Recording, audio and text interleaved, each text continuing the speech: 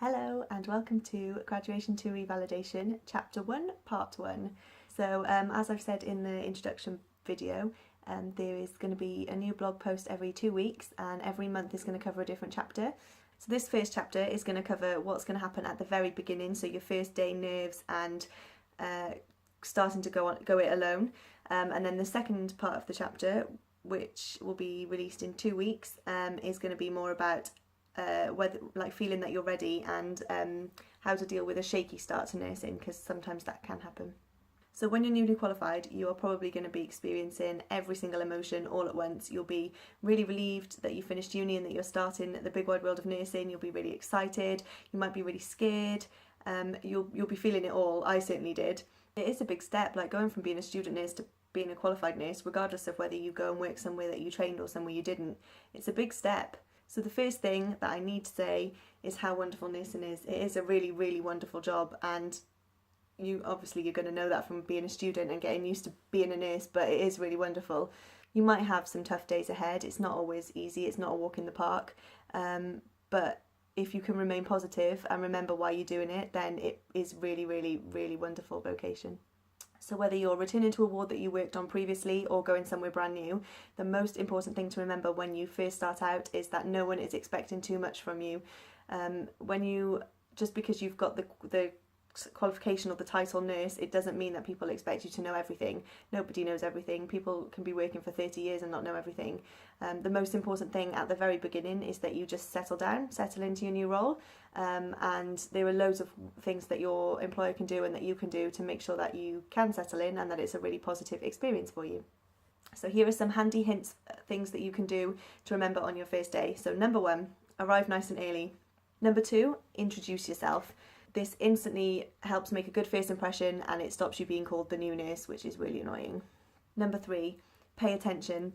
There's going to be so much to take in, especially if you're somewhere new that you've never been before, so just try and take everything in, try and focus on what you're being told. You're never going to remember everything, but little things about, even if you just come away from your first day remembering where the toilets are or where the medications are kept, then you're pretty much onto a winner. Just focus on what you're doing and you're likely to remember a lot more.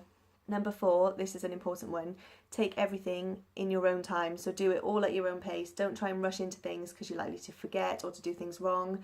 Just kind of take a step back, take a breath and just do what you're comfortable doing and you should be fine. Number 5, stay positive. If you can have a positive outlook on work and everything like that, you're likely to feel a lot more positive about what you're doing and what you've been doing. Number 6, be proactive. So if there's a moment where it's a little bit calmer, never say the word quiet. I know it's probably quite rare, you're probably going to be really busy, but if you have got a moment where you've got a bit of time, maybe have a look at checking things like cleaning, any cleaning needs to be done, any stocking up needs to be done, see if there's any day-to-day ward tasks to be completed, or just go and sit and spend some time with your patients if you've got time. I know you don't always get time, but when you do, it's really lovely to be able to do that. So now I'm going to talk about going it alone. So this is possibly one of the most daunting parts of being qualified. When you're a student, you're probably quite used to being working alongside a mentor or being shadowed by a mentor. So all of a sudden you're qualified and you're on your own, and it can be quite scary. When you find yourself with your own patient workload, you might have been doing this as a student anyway, but when you're qualified and you've got your own patients and it's your PIN, you might find that that you've got an increased amount of pressure around you. To ensure that you're providing them with the best care that you can. Just remember that even though you haven't got a mentor to report to, there is always someone that you're working with that you can go back to and ask questions. No one's going to mind that you're asking them questions, no one's going to begrudge you that. And actually people would prefer you to ask questions and get it right than to not ask questions and do things wrong, or not do things at all because you don't know how it's done. It's always better to just ask, and no one's going to mind. Nurses are nice people, we don't bite. Usually when you start, you'll be allocated a preceptor. So most places offer a preceptorship now, and that generally lasts for between 6 months to a year, and it just basically makes that transition a little bit easier. So you'll have a preceptor nurse, so it's like working alongside a mentor. So you'll be working with a nurse who you can go to if you've got any problems or any questions, and they can help you out with things. But don't worry about just going to them, you can go to anybody. No one's going to mind. when I first passed my driving test, I remember my granddad saying to me that you don't truly learn to drive until you've passed your test and you're doing it on your own.